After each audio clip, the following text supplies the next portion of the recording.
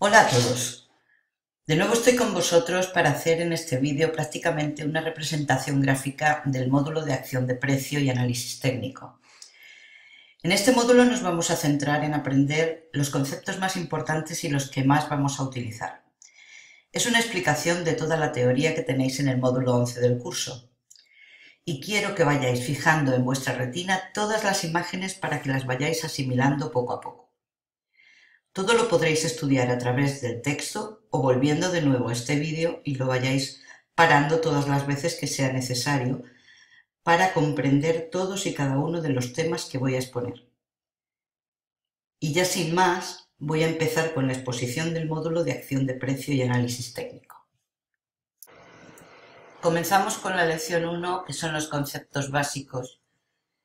Y aquí os tengo que decir que el análisis técnico es una de las armas más importantes del trading junto con el análisis fundamental y los sistemas automáticos operativos. En este módulo nos vamos a centrar exclusivamente en el análisis técnico y la acción de precio, ya que todo se basa en el precio o cotización del valor o par de divisas en el que vamos a realizar nuestra inversión. El objeto o herramienta más importante para hacer nuestro análisis técnico es el gráfico. También se denomina chart. Y este análisis nos muestra finalmente a leer los gráficos. Es indistinto que leamos nuestros gráficos en días, semanas, horas o minutos. Todos los gráficos, sean de la temporalidad que sean, tienen algo que decirnos. Si os fijáis, los gráficos son como electroencefalogramas. Mirad una imagen.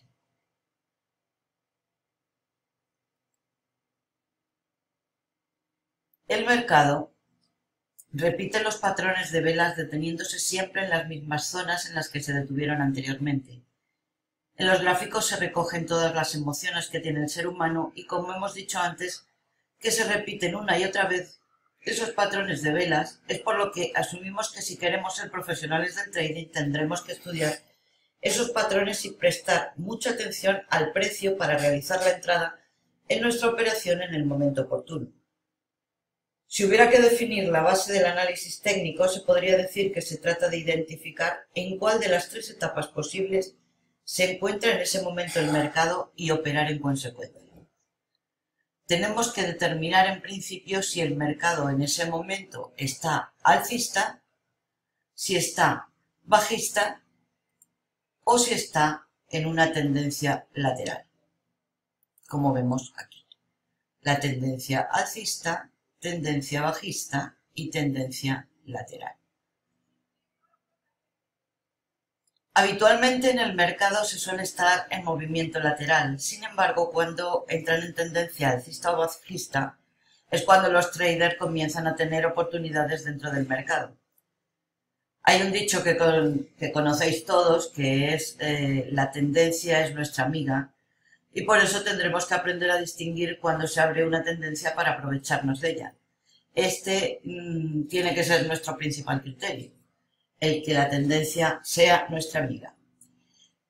En este módulo aprenderemos a reconocer las señales haciendo un estudio profundo y después las combinaremos para que finalmente esa composición nos dé como resultado la experiencia de leer y entender los gráficos. Entender los gráficos es lo que necesitamos para poder hacer trading y ganar dinero en bolsa. Tenemos que tener claro que se gana dinero en bolsa tanto cuando el mercado sube como cuando baja. Es totalmente indiferente, se gana de cualquier forma.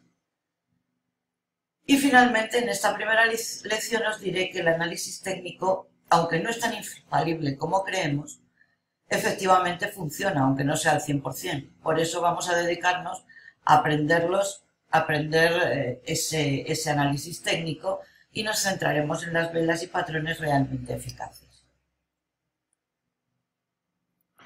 Ahora vamos a ver en esta segunda lección la teoría de Dow. El análisis técnico nace a principios del siglo XX cuando Charles Dow escribió unas reglas para comprender los mercados. Las reglas fueron muy sencillas, pero resumen lo más trascendente que hay que conocer sobre el análisis técnico. Es conveniente que estas reglas las comprendáis y memoricéis para utilizarlas durante vuestra época, no solo de estudiantes, sino todo el camino posterior como trader. Dow determinó que la bolsa era un ente con personalidad propia y que aunque los valores o divisas que la determinan tienen una singularidad propia, al final todos o casi todos se mueven más o menos al mismo tiempo. En definitiva, lo que nos dice es que, en primer lugar, el mercado consta de tres tendencias, la principal o primaria, la secundaria en la que nos encontramos con los rebotes correctivos contra la tendencia y la tendencia del día a día, que son las fluctuaciones intradía, de las que podemos obtener muy buenos beneficios. Nunca vamos a observar un gráfico en el que no haya sucesivos picos y valles, como podéis ver aquí. Picos, valles, picos, valles, picos, valles. Todo el gráfico nos lo vamos a encontrar siempre con este tipo de formaciones. Lo más importante a tener en cuenta en la afirmación que hemos hecho anteriormente es que una tendencia alcista, los mínimos, solo los mínimos, tienen que tener una posición ascendente. Como vemos aquí, este es un mínimo y la posición siguiente es ascendente. Otro mínimo, la posición siguiente es ascendente. Otro mínimo y la posición ascendente. Otro mínimo y la posición ascendente. Como veis, se marcan siempre los mínimos en posición ascendente. En una tendencia bajista, por el contrario, los máximos tienen que tener una dirección descendente, como se da el caso aquí. Todos estos máximos y mínimos repetidos, ya sean ascendentes o descendentes, casi en todas las ocasiones, se pueden unir a través de una línea que se denomina directriz o flip, que es esta que tenemos aquí. Según sea la tendencia que dibuja su trayectoria. Cuando la vela del precio cruza esa directriz, nos encontramos con la primera señal de que la tendencia en la que se encontraba el valor en ese momento ha finalizado. Si veis, aquí tenemos esta directriz alcista y cuando se rompe esa directriz alcista, al final nos dice que la tendencia alcista ha finalizado. Y en esta directriz bajista, lo que nos dice cuando se corta es que ha terminado la directriz, o sea, ha terminado la tendencia bajista y empieza de nuevo la tendencia alcista. El segundo punto de la teoría de Dow nos dice que las medias móviles son la herramienta más importante que nos encontraremos y de la que disponen todos los traders, porque resume toda la información necesaria. Toda la información del gráfico está contenida en las medias. El tercer punto nos dice que las tendencias se componen de tres fases: la fase de acumulación, la fase intermedia o de tendencia y la fase de distribución. Posteriormente, hablaremos al final de esta lección de esas fases por ser de muchísima importancia. Como veis, la fase de acumulación, en esta imagen, la fase de tendencia, la fase de distribución y posteriormente vuelve otra vez a ver otra fase de tendencia. En esta imagen vamos a ver un poco más ampliado el desarrollo de estas fases de acumulación, fase intermedia o de tendencia y fase de distribución. Como vemos, el precio después de una bajada importante entra en una zona de acumulación, que es esta primera etapa, después entra en la etapa 2 o la tendencia alcista con 3 impulsos, incluso un cuarto impulso, y finalizada la subida, el precio entra en la zona de distribución, como veis aquí, que es esta etapa 3, para posteriormente venir una caída con sus diferentes impulsos también. Y esta sería la tendencia bajista. El cuarto punto de la teoría de Dow nos dice que podemos ver que una tendencia está en impulso mientras no aparece ninguna señal de haberse dado la vuelta. Tenemos que tener muy en cuenta este concepto porque es absolutamente importante. El mercado nunca se mueve en línea recta, siempre lo hace como si fueran los dientes de una sierra, en zigzag, como vemos aquí, siempre en zigzag.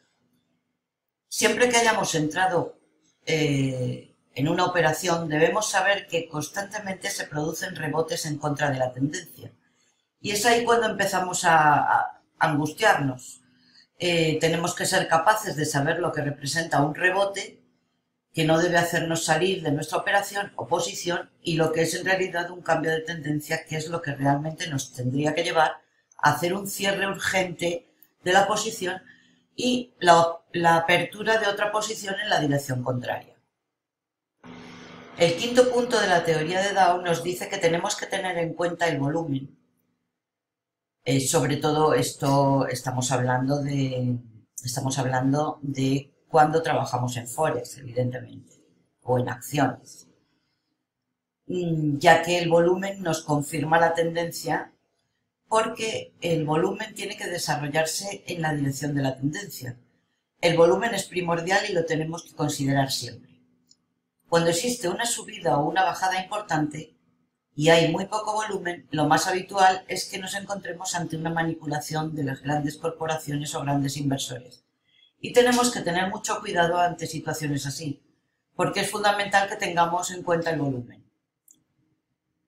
Ahora os voy a explicar las tres fases de las que hemos hablado anteriormente. La fase de acumulación. En la fase de acumulación, los grandes inversores y grandes corporaciones comienzan a interesarse por un determinado valor. Para tomar su posición, el volumen que necesitan incorporar a ese mercado o valor por el que se han interesado es altísimo, ya que estamos hablando de grandes corporaciones e inversores. Ellos no pueden entrar en el mercado de forma impulsiva cuando tienen falta de volumen, porque provocarían grandes subidas y tendrían que comprar a precios muy altos, lo que significa que la rentabilidad que están buscando la anularían entrando de forma violenta en el mercado. Por eso su opción es que compran de forma moderada, y a eso es a lo que se llama la fase de acumulación que hemos visto anteriormente.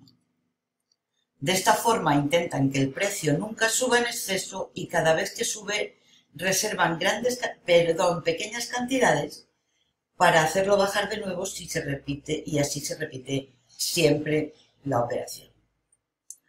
Por ejemplo, si se escucha en las noticias que hay un valor que no tiene fuerza para seguir subiendo, es el momento en el que la fase de compra a precios ventajosos ha finalizado. Entonces, estos grandes inversores y corporaciones, con su resto de dinero en esta fase de acumulación, se ven obligados a comprar a cualquier precio, y eso es lo que provoca el gran estallido de compras de otros compradores más pequeños que les siguen en su trayectoria. En la gran parte de las ocasiones, esta acción origina el principio de una tendencia alcista, y con ella entramos en la fase intermedia o fase de tendencia. Una vez que estas mismas grandes corporaciones o grandes inversores, que supieron cuándo tenían que comprar y lo hicieron mucho más bajo el precio, saben que el valor que compraron ya no va a subir mucho más. Entonces es cuando comienzan el procedimiento contrario, que es a lo que se denomina fase de distribución, que es la que tenemos aquí y es la etapa 3. De nuevo tienen que hacer la misma operación que hicieron anteriormente.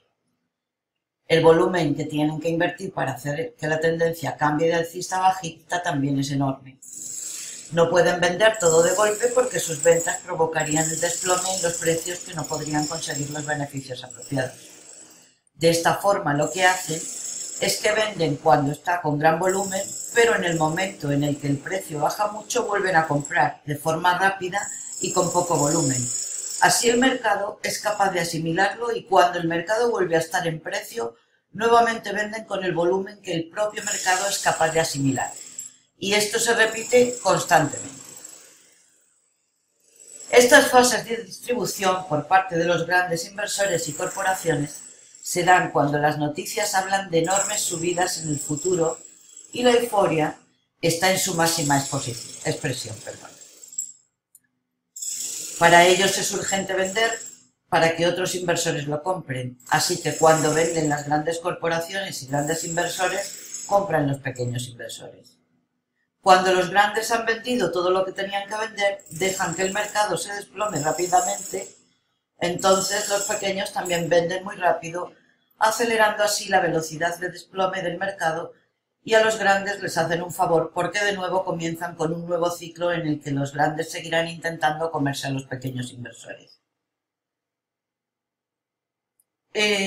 Próximamente veremos cómo identificar con mucha fiabilidad cuando se produce cualquiera de estas fases. Bien, y esto que os he explicado es a lo que se llama realmente manipulación del mercado, que por otra parte tenemos que ser conscientes de que tiene que ser así, ya que en esto se basa su normal funcionamiento. Ahora vamos a ver la lección 3, en la que vamos a hablar de las formaciones básicas del análisis técnico. Las formaciones básicas del análisis técnico son los soportes y las resistencias. Se identifica como soporte a una zona de cotizaciones del gráfico donde el precio, cuando llega a esa altura, deja de bajar y hace como un rebote y vuelve a subir, que sería este caso.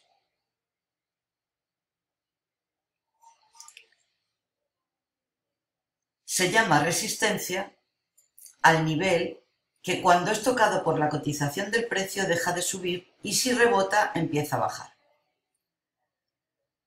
Estos niveles suelen alcanzarse cuando hay muchos inversores posicionados.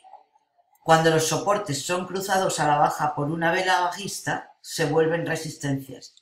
Y cuando las resistencias son cruzadas por una vela alcista, se vuelven soportes. Ahora vamos a ver los pullback y los pullback complejos.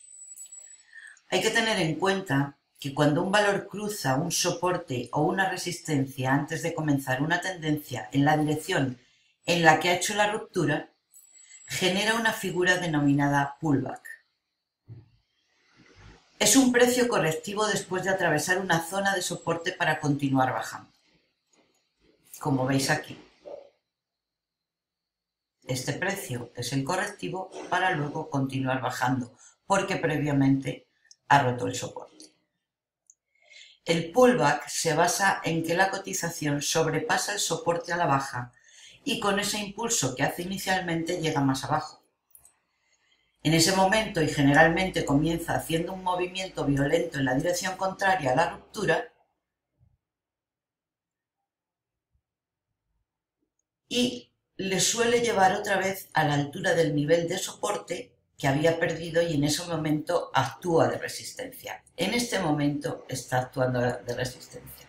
Cuando ha roto el soporte, el movimiento contrario brusco genera que ese soporte, al llegar ahí, que ese soporte se vuelva a resistencia para luego volver a hacer una bajada con un movimiento brusco también.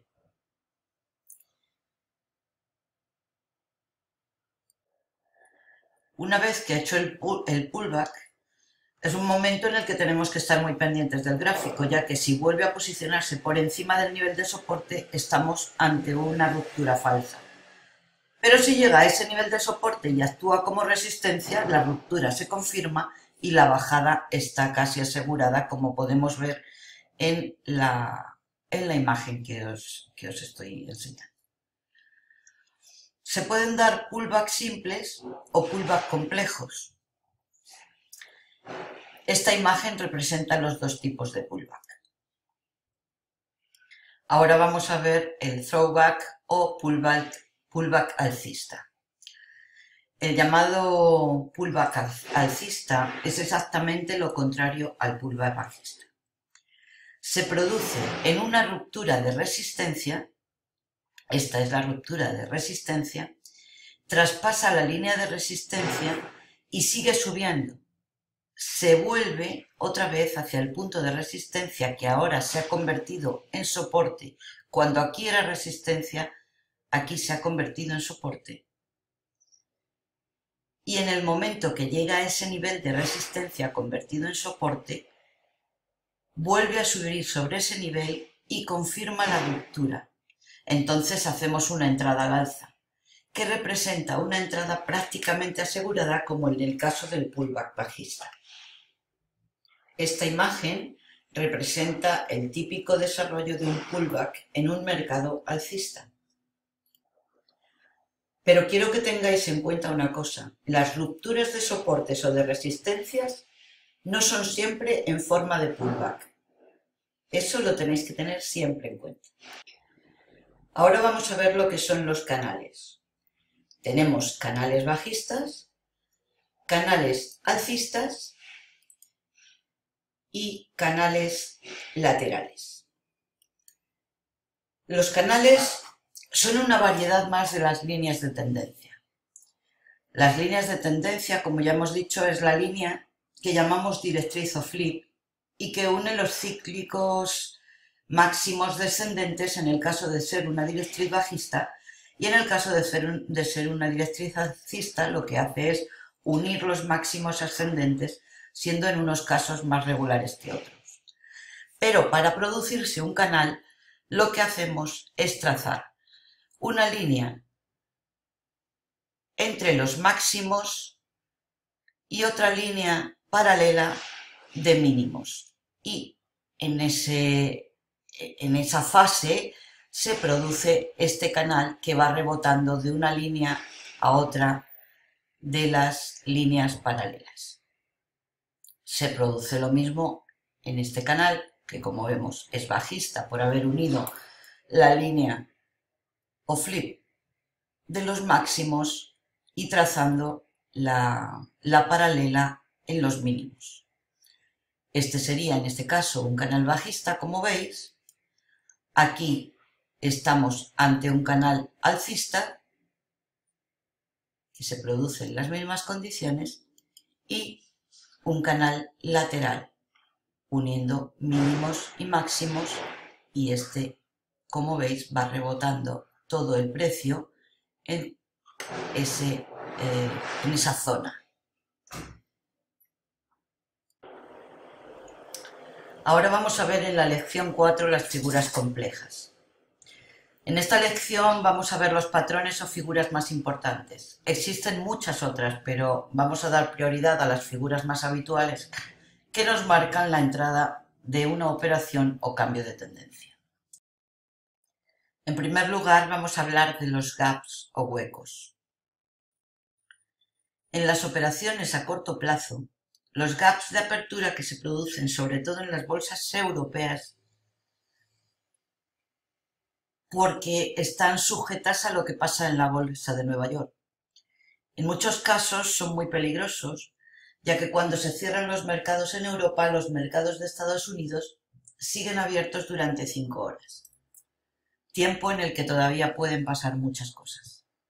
Por ese motivo se producen esos huecos de apertura en la dirección contraria de la tendencia que parecía que iba a seguir el cierre del día anterior. Esos gaps o huecos causan grandes pérdidas en posiciones que se dejaron abiertas durante el día anterior, tal y como podéis ver en la figura que os estoy enseñando. Esta zona donde está el óvalo, eso es a lo que denominamos gap. Otra de las figuras muy importantes y efectivas y que se ve en muchas ocasiones es la isla, y también llamada islote. Esta figura representa en la mayor parte de las ocasiones un cambio de tendencia, y suele ser un cambio de tendencia bastante violento, y se puede dar tanto a la alza como a la baja. Se produce tal y como se ven las imágenes. Cuando vemos este tipo de figuras siempre se produce un cambio de tendencia prácticamente inmediato. Como veis, en una isla de vuelta con tendencia bajista, tenemos que se produce un gap y posteriormente un cambio de tendencia, se produce un gap tanto en la bajada como en la subida. y ahí es donde se produce un cambio prácticamente inmediato. En la isla de vuelta en tendencia alcista pasa lo mismo, se produce un gap en la tendencia alcista, se genera un cambio y un gap nuevamente para confirmarnos la tendencia bajista. Otra figura también muy importante de cambio de tendencia es la de hombro, cabeza, hombro. Esta figura tiene que cumplir una serie de requisitos para darse y empezamos con el hombro izquierdo. En primer lugar, tiene que haber una subida inicial con un fuerte volumen, que es esta, siendo el mínimo superior a la media de los últimos días.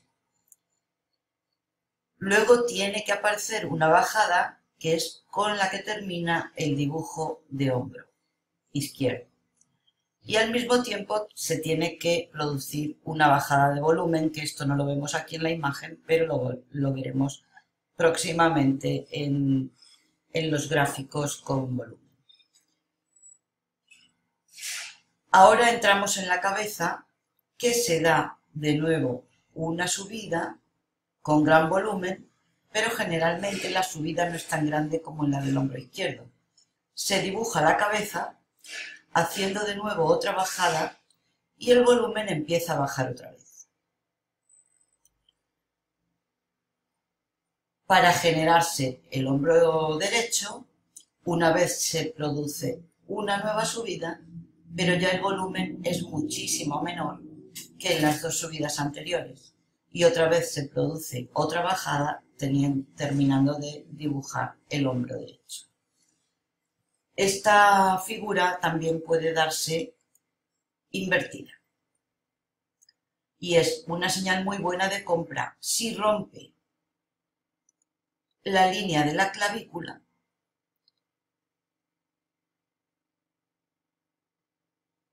que se produce donde se detiene el precio en la reacción del hombro izquierdo y la cabeza.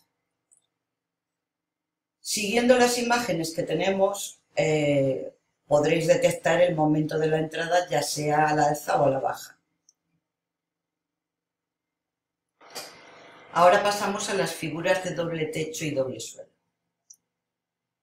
El doble techo se crea cuando se producen dos máximos que están dispuestos prácticamente en el mismo nivel, como veis en esta figura.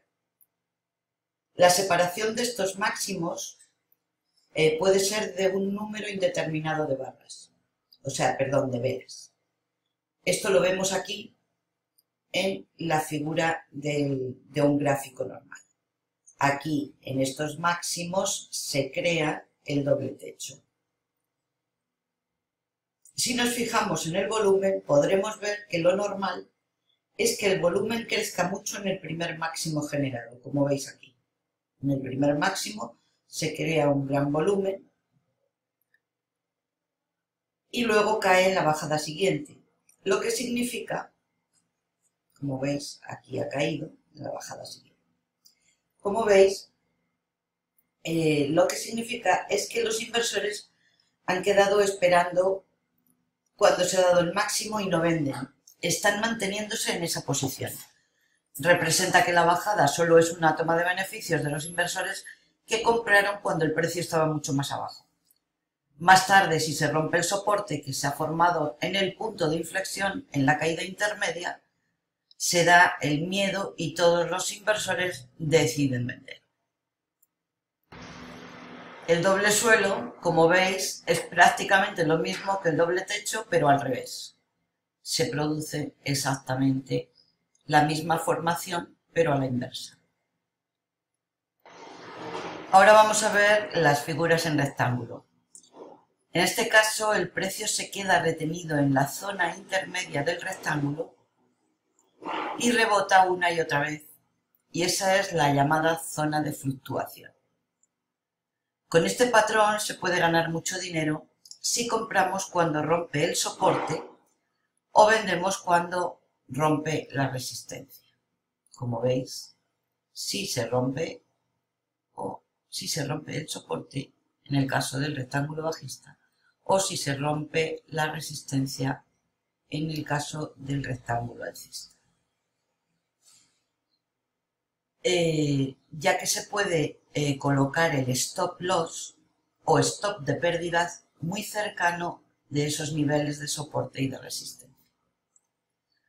Al final de este módulo tenéis un vídeo sobre cómo operar en este patrón que resulta muy interesante para operaciones de scalping. Ahora vamos a ver los patrones de banderas y banderines. Estos dos patrones son muy habituales en los mercados, ya que se pueden generar, como podéis ver en la figura, tanto al alza como a la baja. ¿Veis? Esto es en una tendencia ascendente. Esto es una tendencia ascendente y se genera aquí en una tendencia descendente o bajista.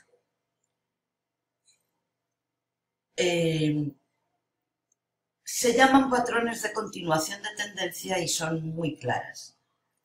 Y se producen generalmente en la mitad de una tendencia y lo hacen habitualmente cuando hay una noticia fundamental, en la que el precio donde se inicia el patrón tiene un movimiento muy brusco y los inversores no arriesgan a seguir entrando en el mercado a ese precio.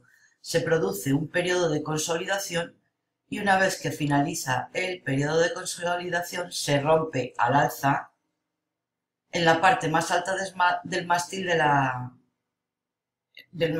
la figura, que es la vela producida con el movimiento brusco del precio. O a la baja si se rompe en la parte más baja del mástil, que es la vela que se ha producido con el brusco movimiento del precio otra vez. La diferencia entre bandera y banderín es que el periodo de consolidación del patrón crea un triángulo, como veis en este caso. El volumen tiene que ser alto en el mástil, alto aquí, y en la ruptura posterior, y volumen bajo cuando se forma el triángulo.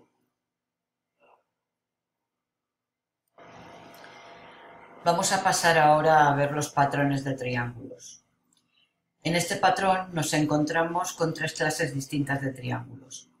Uno es el triángulo simétrico, otro el triángulo descendente y el otro el triángulo ascendente.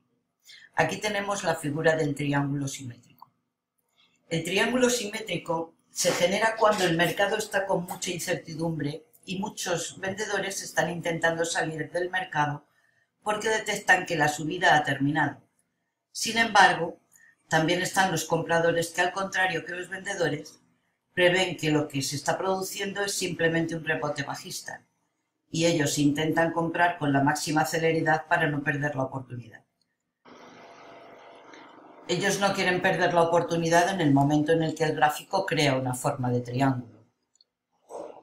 En estas formaciones se pueden unir los mínimos más altos con un flip o directriz alcista y los máximos que son cada vez más bajos a través del flip o dirección o directriz bajista. Tenemos que comprobar que casi siempre durante el tiempo que permanece el precio dentro del triángulo, el volumen tiene un descenso muy importante y posteriormente vuelve a subir con mucha fuerza cuando se rompe el triángulo. El precio se consolida en esta zona y estamos siempre a la espera de un rompimiento hacia arriba o hacia abajo y no sabemos exactamente para dónde va a girar la tendencia. En el caso del triángulo descendente, el patrón cambia considerablemente. Aquí hay un soporte donde los grandes inversores o corporaciones entran al mercado pero no entran por encima de ese soporte. Aquí el interés del comprador es menor que el interés del vendedor. Este patrón puede romperse por cualquiera de sus lados, pero lo normal es que rompa por debajo, ya que los vendedores son los realmente interesados y no está compensado dicho interés con los compradores. De todas formas, y aunque esto sea lo habitual, no siempre se cumple esta regla y tenemos que estar atentos ya que no siempre se rompe por debajo. Pero si veis la imagen, el precio finalmente rompe el soporte y los vendedores ganan la batalla. Aquí vemos ahora el triángulo ascendente. En esta ocasión, los vendedores que no tienen ninguna prisa por entrar en el mercado entran, pero no más bajo. Aquí los compradores tienen mucho más interés y van alcanzando mínimos más altos para comprar. Por eso podemos trazar un flip o directriz alcista en los mínimos, pero los máximos no son descendentes. También, como en el caso anterior, puede romper por cualquiera de sus lados, aunque a diferencia del anterior, lo normal es que rompa al alza, ya que la presión de los compradores es mucho mayor que la de los vendedores. Sobre todo hay que comprobar el contexto en el que se mueve el gráfico porque también puede romper hacia abajo. Pero como veis, aquí tenemos un triángulo ascendente clásico en el que el precio rompe la resistencia y continúa el camino alcista y es en este momento que los compradores ganan.